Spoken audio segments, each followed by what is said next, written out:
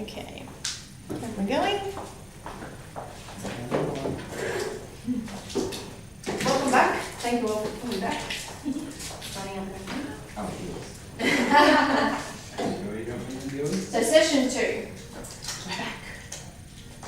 So the first thing I want us to do is just do kind of a little recap of the first session, pretty informally. Basically just if each of you could maybe share something with the group that you learned from session 1 that was interesting, maybe, or something that was new or surprising, or something that you think you're going to apply outside of the retail context maybe.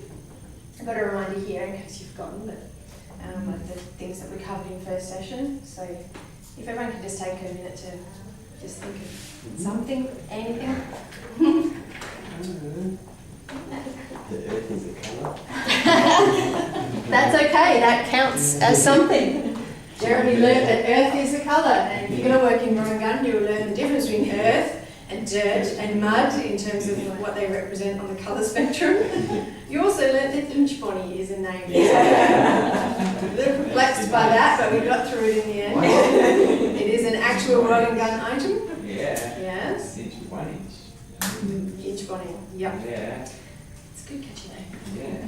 Does that count as nothing? Yeah. All It can. right. Sure, why not? So you're developing product knowledge. Yes. So this is what this all goes to. Not bad. Chris, you've made some notes down there. Was there anything particularly you want? I think there's some good general communication ideas there, particularly around verbal and non-verbal. I started thinking about that again. And it's interesting to reflect on the difference between a need and a want, Yes. and the idea of matching expectations with the reality. You know. Excellent. Yep. Which is a lot of what customer service is about, especially sales. Anybody else? Karen or Ben or Tash? I enjoyed your complaint handling picture, which was of an assistant who would leave their personal feelings to one side while they engaged the customer in a professional manner. It is the most effective way to get through a customer complaint process. Good. Excellent. Anybody else? No? Oh yes, I know the importance of thinking that perhaps the customer might read what you've written down and take that with me into my professional life. Yes, that's probably a good thing to remember for any kind of professional communications.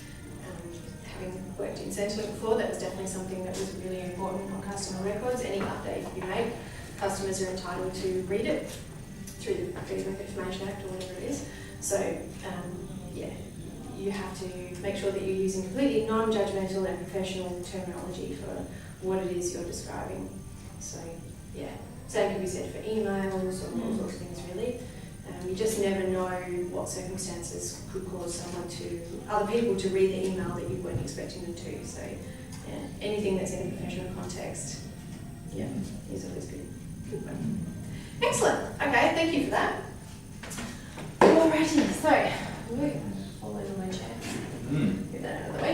So session 2, you'll be probably relieved to know that we'll take a bit of a break from the sort of communication and sales kind of thing for a while. It's partly about teamwork, we'll cover that a little bit, and then also store presentation. So this is just lifted from the first slide that will go through unpacking and merchandising products systematically. Excuse me, I'm just checking the timing. How to organise your work areas effectively, how to succeed and I guess work effectively in a retail team-based environment. We'll do training later on how to fold a business shirt. As I've got shirts in for you all. And then just at the end, we'll revisit these skill sets and kind of use those as a way to just go through what we've learned and kind of recap everything. So this is what's going to happen in this session now. So, how to work effectively in a retail team. Now, I've been a bit cheeky here and put why should I? Because for whatever reason, sometimes that does pop into people's heads, pop into your own head. And it's always good to know the reasons why it's to your benefit to be part of a team. So in retail, it basically it enhances your employment experience and your prospects. So what I mean by that is that it will enhance your experience of your day-to-day shift, because it's when you work well as part of the team, you're contributing to the effectiveness of your day. It's kind of more personally enjoyable for you if you can enjoy the company and the kind of working relationship with your co-workers. And it will improve your prospects by basically, if you're a more valuable team member as a casual in Rod and Gun or a casual in any retail environment, when there are extra shifts that need to be offered, obviously managers will prefer to offer those to people who have both good sales skills and that sort of thing, and also people who work well in the team. And taking on extra shifts is a way to also demonstrate that you're a valuable team member. Plus, of course, being a good team member just means it's one extra thing that if and when you do eventually leave Rod and Gun, that it will help to give you a good reputation and you'll get a good, it'll improve your reference as well. So there are really good reasons for being a good team member. You don't have to do it completely altruistically. It is actually really worthwhile both personally and professionally.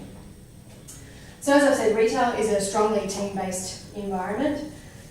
You share the responsibility for most of the goals that are important in retail. So one of those is, of course, meeting sales budgets, whether it's for the week, the month, the year, the day.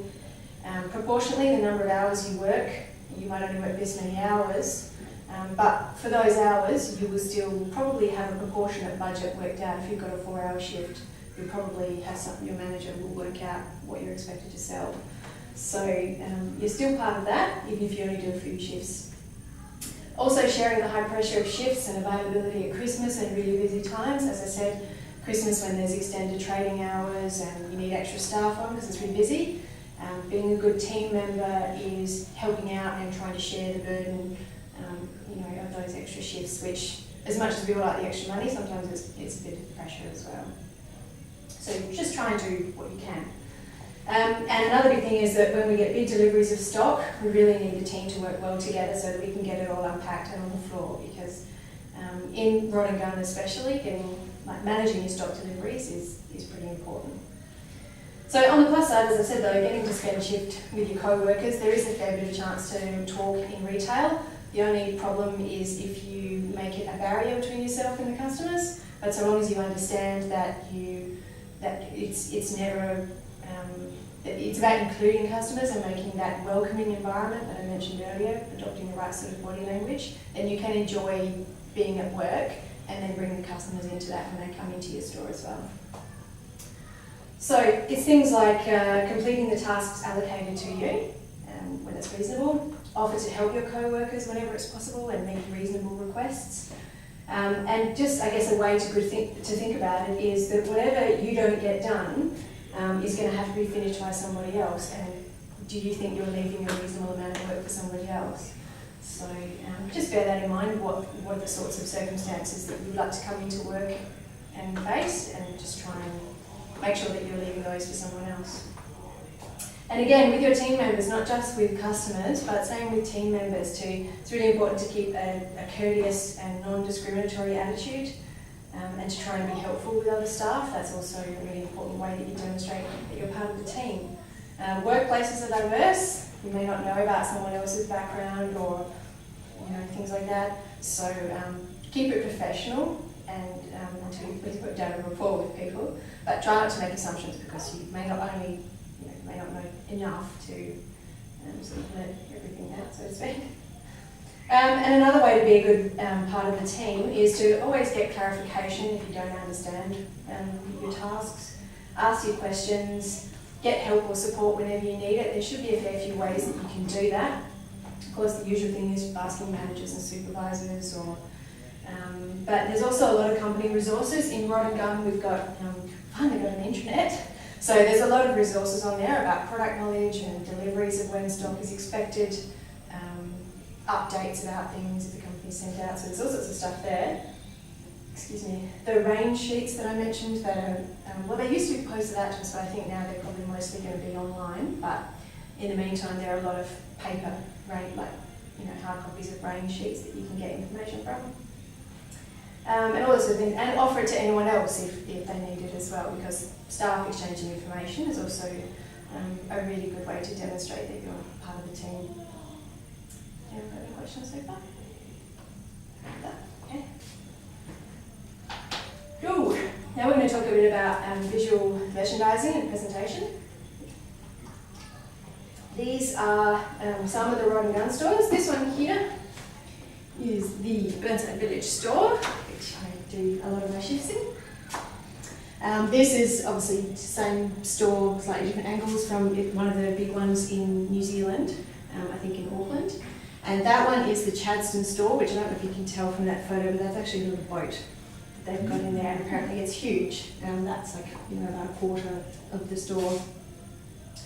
So as you can tell from those photos, I mean, what are your impressions of what the style is of Rod and Gun here? What are we going for? Hunting estate, yeah. Bit of hunting lodge activity here. Yeah. Fairly casual. Yep. Nostalgic. Nostalgic, yes. That's another good one as well. I can see where the name comes from. Yes. And the name, incidentally, does actually come exactly from hunting and fishing. Rod and Gun was established in 1947, and it originally didn't really make the sort of clothing that it makes now.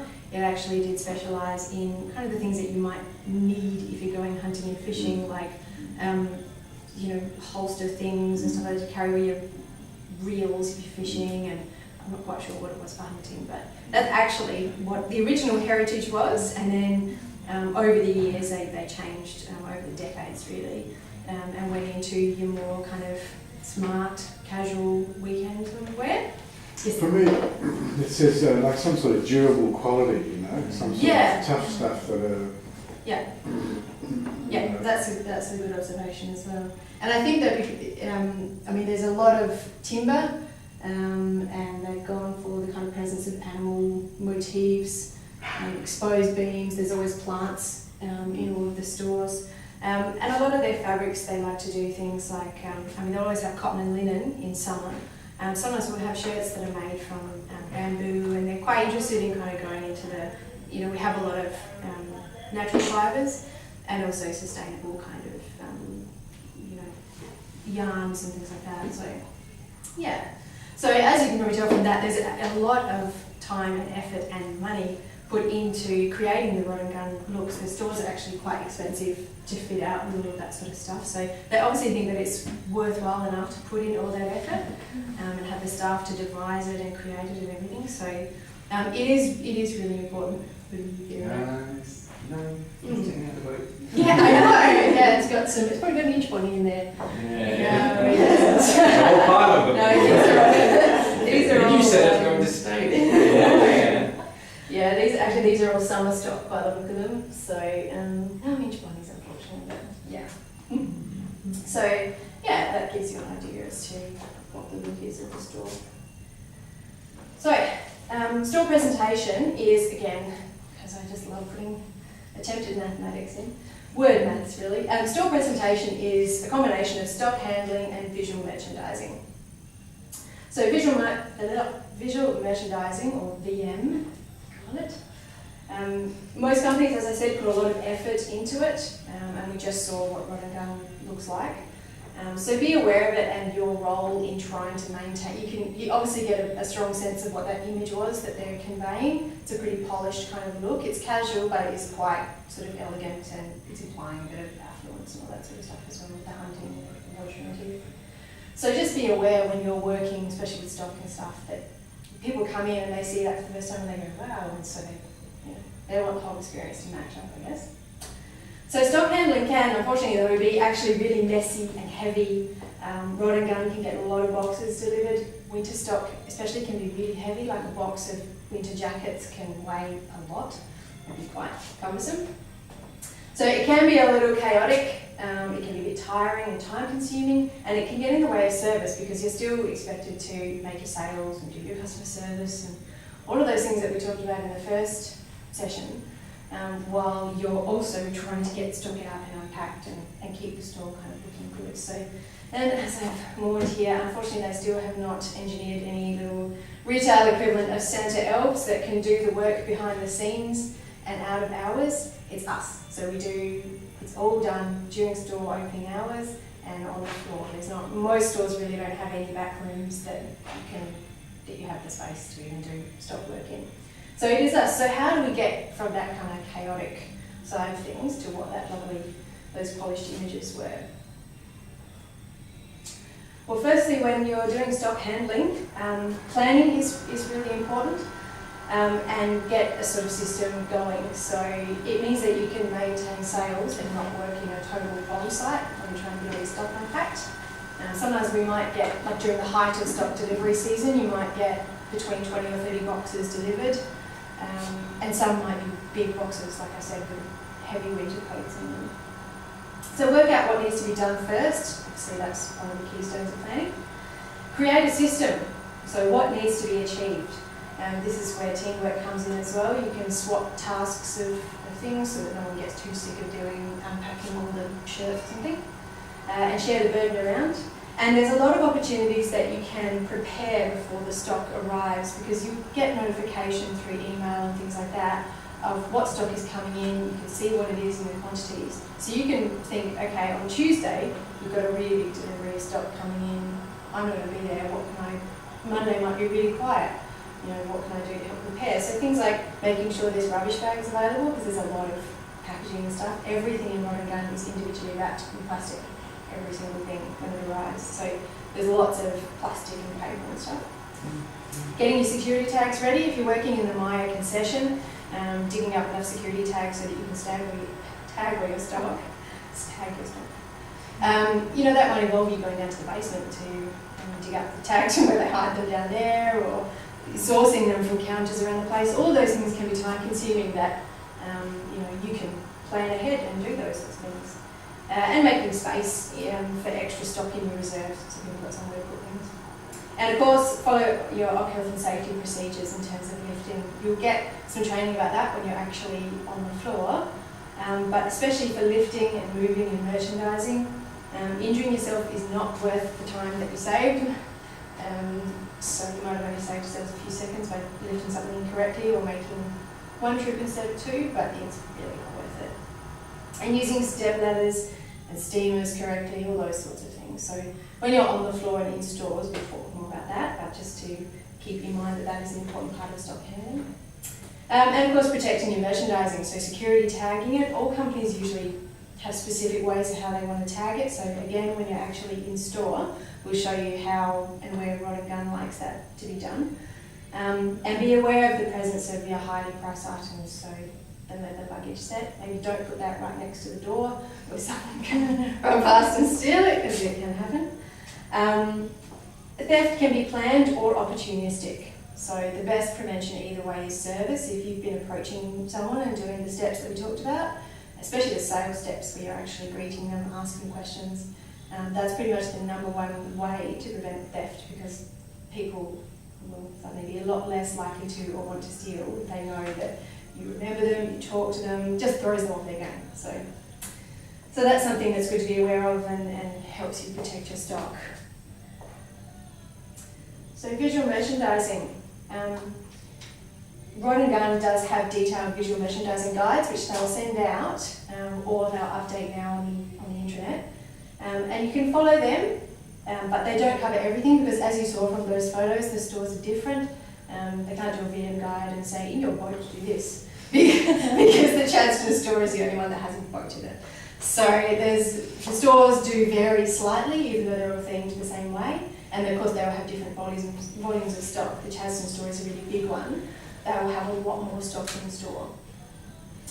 In any case, your managers are really the ones who have responsibility for this at the moment, so that's not too much of a problem for you, but just be aware of it. Maintain your displays, so dust, take care of the expensive items, pick up the old leather luggage set, and it's like, with the little dust on top, it doesn't really, make it quite pop as much. Your presentation does help sales, and also maintaining things means refilling. So if there's a quiet time, you can, you might pick a fixture and say that looks a bit bare, I'll refill what's on there. Or you might see a pile of jumpers at the back in the back room and go, okay, I'll see if I can refill these.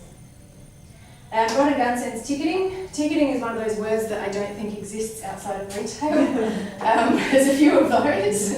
Ticketing and signage, I don't know either of those mean anything to anyone who's not in retail, but ticketing and signage are the same thing in retail, which is of course your signs that give customers information that you put around the store. So usually prices and discounts and things like that. Sometimes in Rod and Gun, if we're really excited about a new item, we'll have a little sign that describes it to you. We might have even had one about the inch bodies when they first got introduced. Get our new inch body, it's a cashmere wool blend.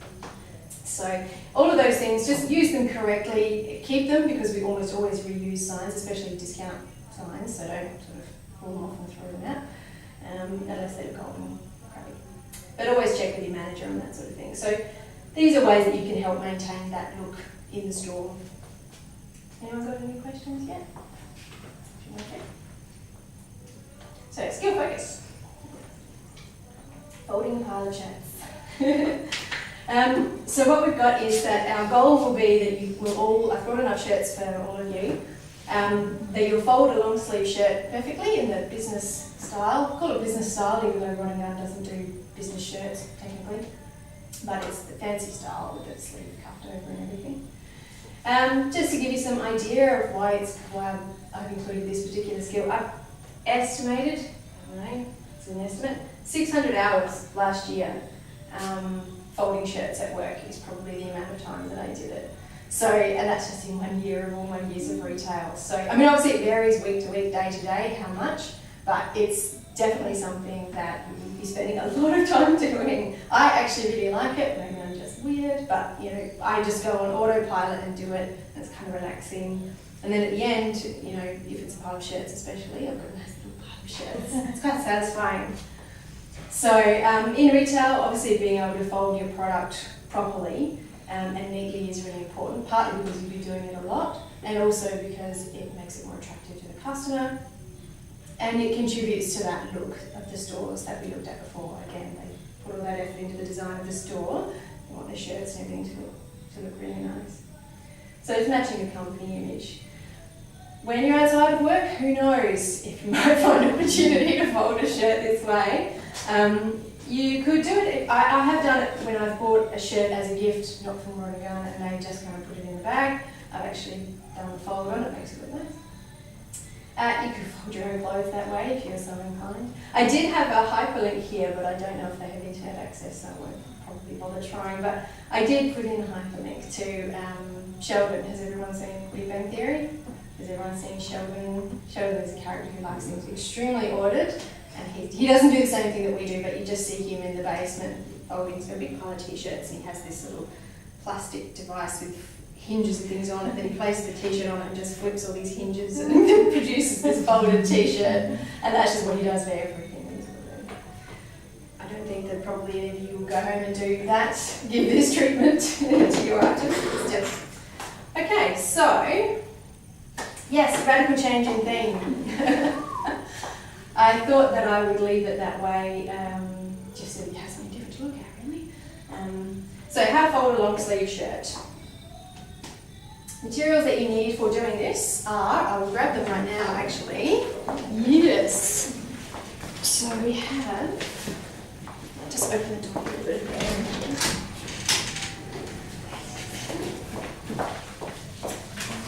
Actually, if I can put you guys to this stuff out of the way. I'll sort it all out.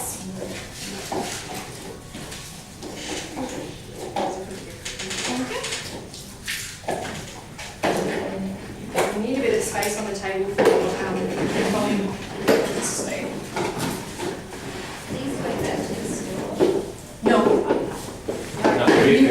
you will very quickly see that these are not Rod and Gun shirts.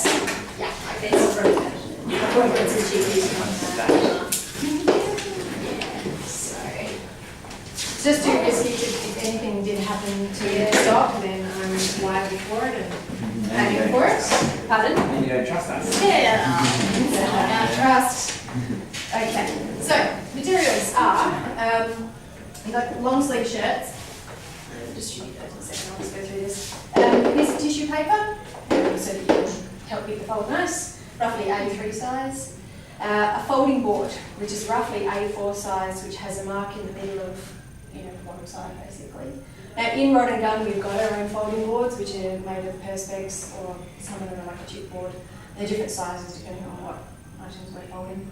But in terms of being able to improvise and in terms of doing it tonight, you can improvise using anything that's a sturdy or neat-edged piece of heavy cardboard, thin book, or magazines. So I've made the rod and gun ones have got the mark already on them in the middle, but I've just measured and pre-marked these ones for you guys. Okay, so I'll distribute that in a second. So that's what we need for this.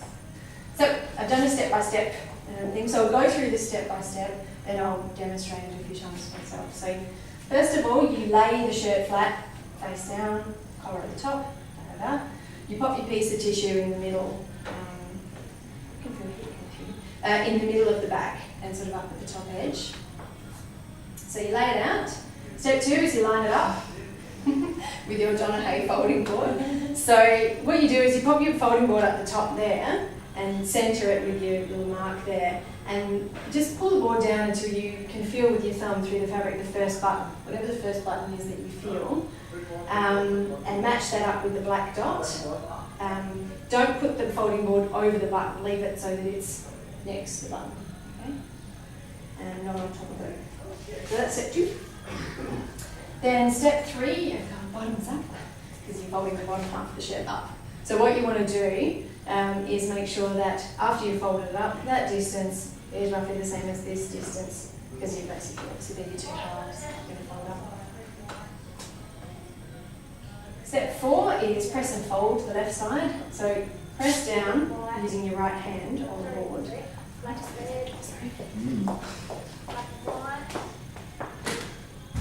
Customer interaction. So press down with the folding board and use your left hand to fold this side of the shirt over and keeping the fabric taut. Same as when you're trying to gift wrap something. I know some people don't like doing that. But you know how it always looks neater and just nicer if you've pulled all the bits of paper taut, don't leave them loose. So same principle for this as well. So hold down the folding board so it doesn't move and just pull it over. So you do that and then swap your hands, because you'll need to flip the sleeve sort of up into the corner and then drape it down there. So that's how you fold the left side. Step 4 is another press and fold, except this time you press down with your left hand, you fold over the right side of the shirt, keeping the fabric taut again, and you take the sleeve over to the edge, if you can sort of see it up there, and just sort of fold it over until the cuff and about another inch of fabric are just hanging over there. So sometimes there's a little button on the sleeve placket there. Just leave the button just inside the edge of the folding board. Okay? So you leave the cuff out there. That's that step. Step 6 is called kawati chop, because you basically use the side of your arm and hand to hold down just the bottom of the board, so that when you flip over the top, again, it's about pulling it taut and keeping everything, your guides in place. So make sure those corners are neat and not scrunchy. No scrunchy corners. They bother me. I go around at stores sometimes tweaking in the corners. Yes, that. And step 7 is basically just the finishing touches. So holding the board firmly together. Actually, I think I had the picture there, didn't I? Yes. Actually, just cut the hole up, flip it over. So it's button side up. You carefully, hold it down, hold the shirt in place where you pull your folding board out. Pull it, just cup over it and the cuff over. Tweak any little creasy bits until it's perfect.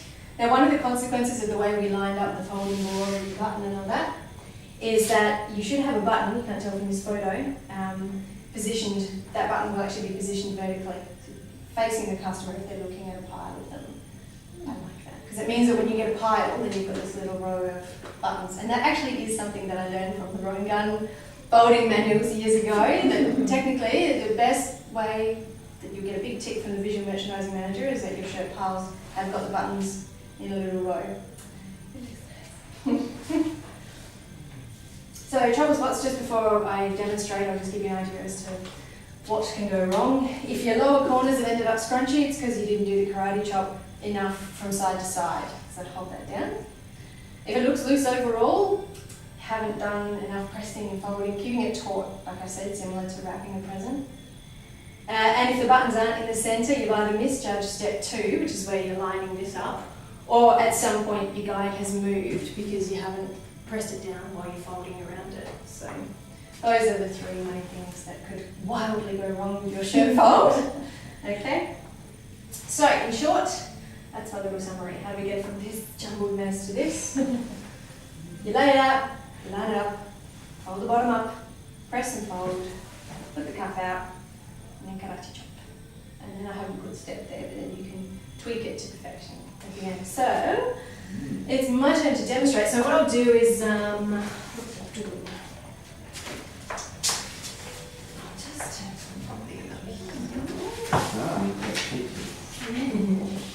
So, what I will do is, yes, there is a, yeah, there it is. So your second to last, your second to last one, is that one? That's mine. Oh, I don't need it.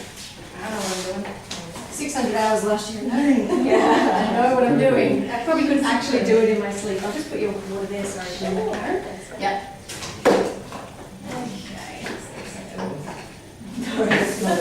Yeah, so it's blue from space. That's not it, that's fine. Good point though. Blue and white, yeah. Yeah. So first I'll go through it and I'll just do it at the normal speed. I won't talk about the steps or anything. Then I'll go through a second time slower, and if you've got any questions, whatever, you can ask me then. And then I'll distribute the materials and you guys can do it yourself. Okay?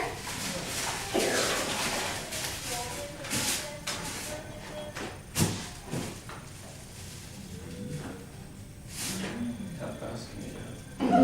It's not a race. But I can do it fast. I needed to. That's about it. Sometimes if you don't trust your arm, you can do that.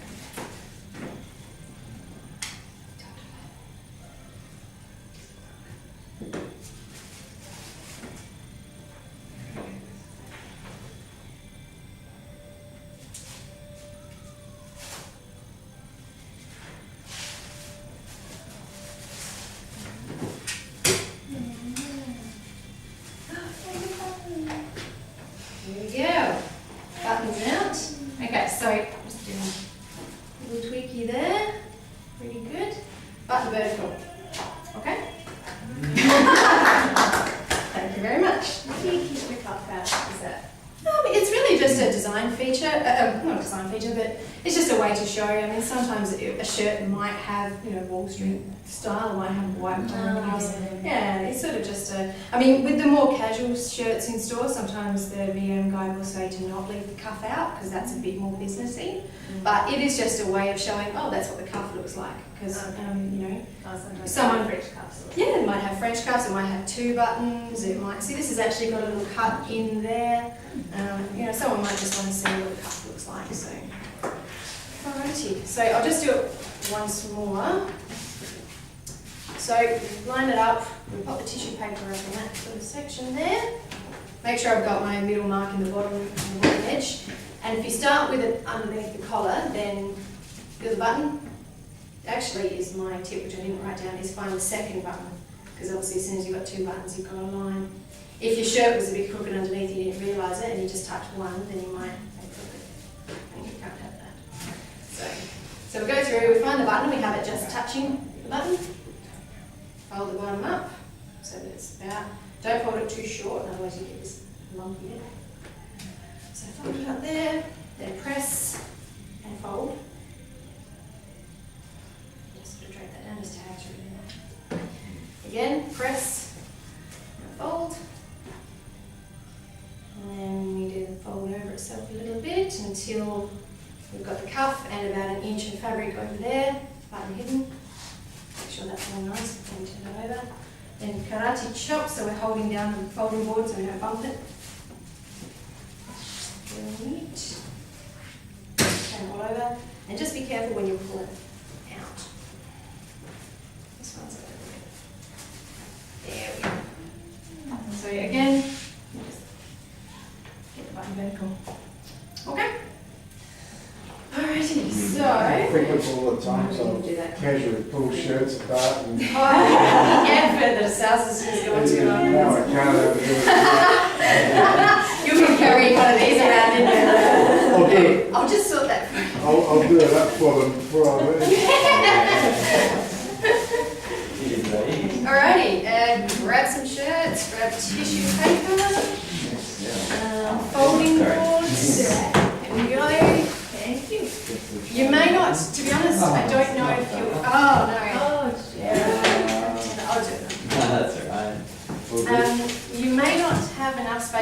will sit here and do it, I'm not All sure. right. See how you go. Are you sure you're right? Yep. Really? I can spot a problem already. I don't think I need them. It's writing down requirement that you do use the folding board. Okay. I think you're going to have a problem there because there's not enough length. Well, you start, see how you go, right? And Oh, you make it's them. fun. They are. Can you pass me a piece of paper? It's not. I agree. Yeah.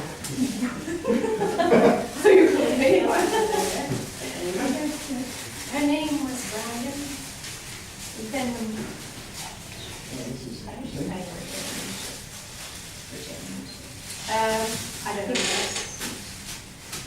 I don't know. Now, what I'll do is pop back the, I'll have the steps up here on, or the, like the basic, the breakdown of what there, just to trigger your memories, hopefully. Okay? You finished already? She's observing. Ah, sweet as well. Yeah. Wait. What was the point of having that button? I don't know, I just didn't know what counts it. Is that right? Do you want to ask me? Oh, actually, to sit beneath the corner, isn't it? Mhm. Well, let's go back, hold on. Step, Just give me a loan. Nice. Step two. Still see use that. Step 2, you place the folding guide. You start with it under the collar, but then you have to find, look through the fabric, that first button, whatever the first button is that's below it, pull it down to it. Oops.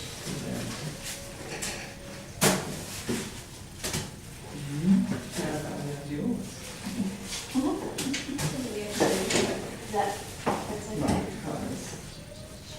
That comes later, doesn't it? We do this. Let me go back to the summary of the steps. The third button There. there. First It's- button there. No, your first step is that you put, there'll be a different amount of buttons depending on the size of the shirt and depending on how they're positioned. So the best thing is to draw that first and you just find whichever is the closest button and pull it down to match that. Yeah, Karen's standing up, I think that's probably easier. Now she's finished interfering with my shirt. But don't worry, I will be grading your shirt folding. Will. You're not allowed to leave.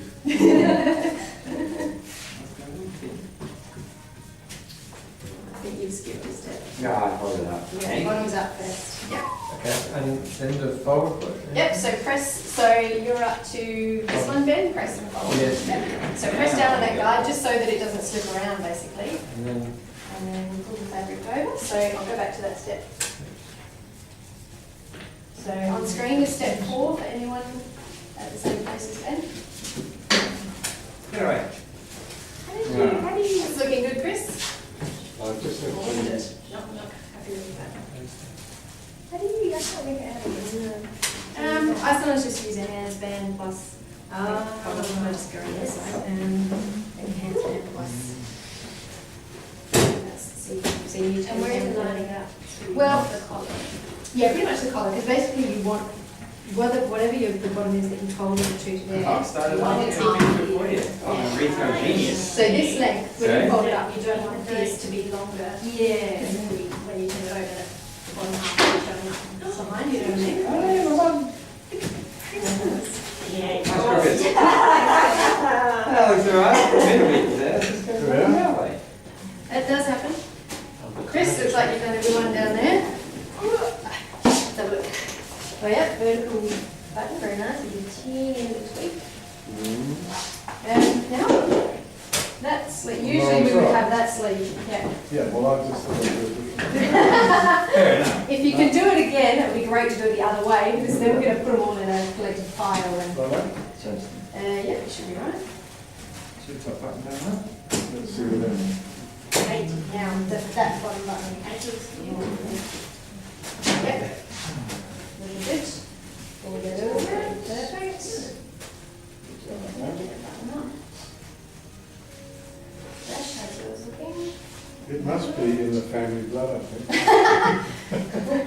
Pick that up pretty quick. Sorry, these shirts are L shape, yes. demonstration shirts that don't really respond that well to the fancy treatment. So this Do you want me to is do this? Hold on, so Karen, you're up to, so that sleeve, see how I folded it up there a little bit? So kind of like do a bit more. it's okay as long as that. Yeah, so see how there's kind There. of triangle there, and triangle there. That's a good one. Yep. Now you've come a little bit loose there. Yeah, That should be, That's not that needs recoverable. to be folded I up. could undo it all, Yeah. but that's it. That's recoverable. You've got tweaking on your side. If you Yeah. haven't done a super straight line No. there, It's but, exactly. damn. View. But then I guess you want to top them, but it's a short side. I don't think that you've done enough firm holding. I don't think so either, because one of my trouble spots was, is it a bit Everyone's a loose? Is critic. it a bit loose looking overall? And if it is, it's possibly because you didn't hold that down and pull fabric tight enough. So that's what I I had would it right say. originally, but then I think I tried to shift. Lost it. But you can always tweak, but there's only so much you can fix with tweaking, and this one's, it's not bad, but yeah, probably next time, keep Yeah. it down a bit taller. Yeah. You need Yours- to pay yeah, for you're going well the there. body, I suppose. don't you? Yeah. Yeah, because different weights of fabric as well, with your thin shirts after a while, the pile of tissue just pops up. Yeah. You got Yeah, it. that's pretty much, yeah, just, you can always, if you can get away with fixing it by tweaking it, do so. Jaunty angle. It is a Georgian tip of that. And about it, there we go. About that, okay? Pull that out. Just reading it. Yep. Okay, so, now, what's here? My buttons. Button's pointing up too high. Yeah.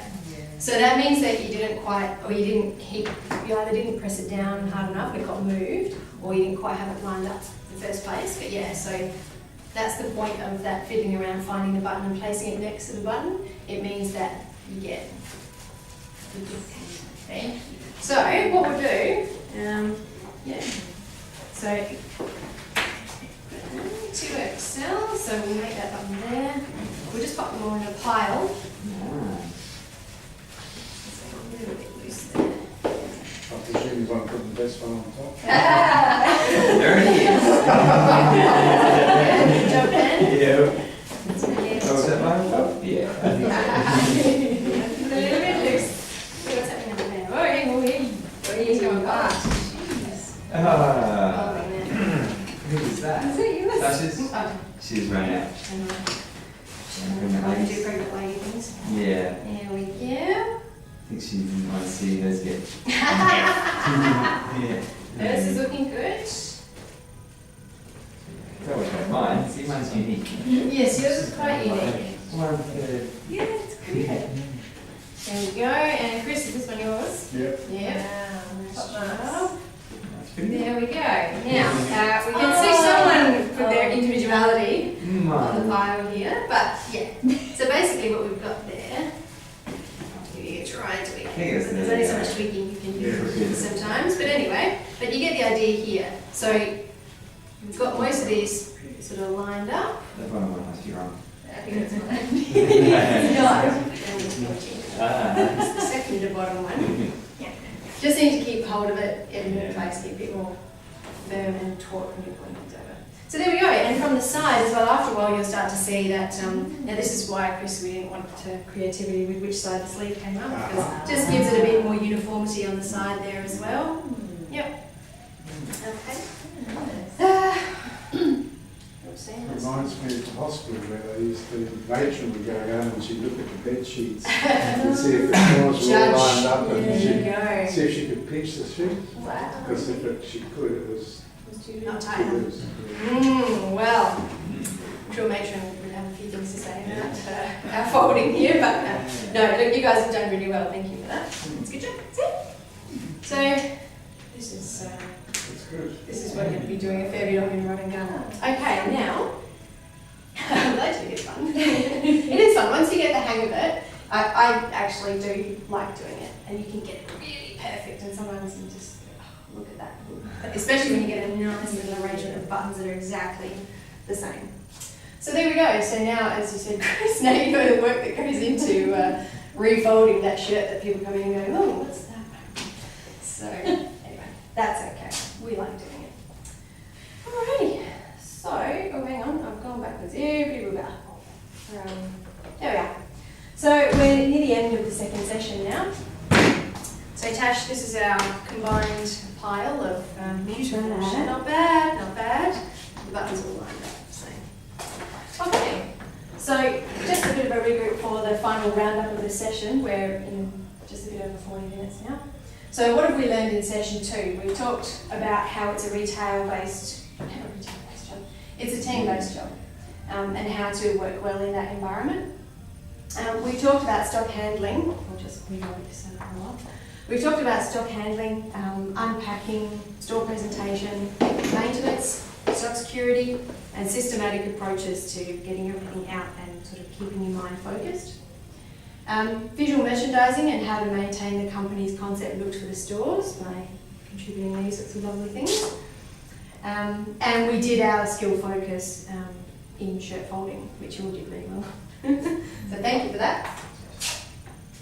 Now, just really in conclusion, so the 4 skill sets that I mentioned at the start that I have stuck on the whiteboard up here, we'll just do maybe a brief recap of what we've learned to see how those skill sets, those 4 main clusters of skills, kind of match up with what we've now been talking about as this job role. So just to remind you, we've talked about interacting with customers, providing service, complaints, being a team member, sales techniques with your features and benefits, which you all did really well on, stock ordering, and unpacking and merchandising systematically. So I just like a little bit of participation from you guys just in conclusion here, I guess. So if you can think of some examples of kind of any of the skills or tasks that we've covered over these 2 sessions, I hope that's enough of a sort of trigger for you. Anything we've learned today and which one of these work skills you think is applicable to it. And of course there'll be an overlap, like some skills that you might mention will require at least a few of these. So, and I'll just make a bit of a note on the board. So, Folding the shirts. yep. It involves teamwork. Both your hands. No, because you have to do it in other people, and time management. Yep. Oopsie. Here it is. Oh, sorry. No, that's good. Just wondering who it was. So with our shirts and our kind of VM stuff there. Problem solving if you're trying to correct it. Yeah. And what other things have we looked at today that problem solving? How to solve the problem of not having an item of clothing in store. Yeah, so Customers customer like it. orders. Yeah. So getting orders and sorting out all the contingencies that can go along with an order, definitely a lot of problem solving. Unpacking. How you work out what it is. Yep, Yeah. exactly. And time management. Yep, Yeah. absolutely. And team. And teamwork, unpacking. Probably communication as well. Unpacking. You need to know that it's coming in order to be able to Yep. let it earn. Yep. So planning ahead, that's also part of, I guess, problem solving and team management, but yep. So we'll put the unpacking there. Excuse my process. Communication with the sales encounter. Yeah. Sales and all that kind of customer interaction. Sales customer encounter. Yep. Sales, which is of course a big part of it. You're resolving complaints. Good idea too. And communication, yeah. Ooh. Definitely 3 too. Yes. Yeah, problem solving.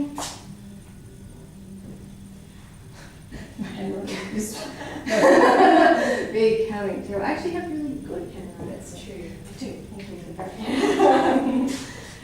What else have we looked at today? That's probably the main things. I mean, we've got teamwork and communication, but also teamwork and communication are, skills that we actually looked at. And of course, being a good communicator helps you work well in your team, and it can help you be a problem solver, for example. So, some of these things actually work with each other. I think that's probably really the main gist of everything. Anyone got any other skills I can think of. Cool, okay. I'm happy with that. Thank you. So that concludes the sessions. Thank you very much for all your hard work, your participation, your shirt folding, your role play assistance.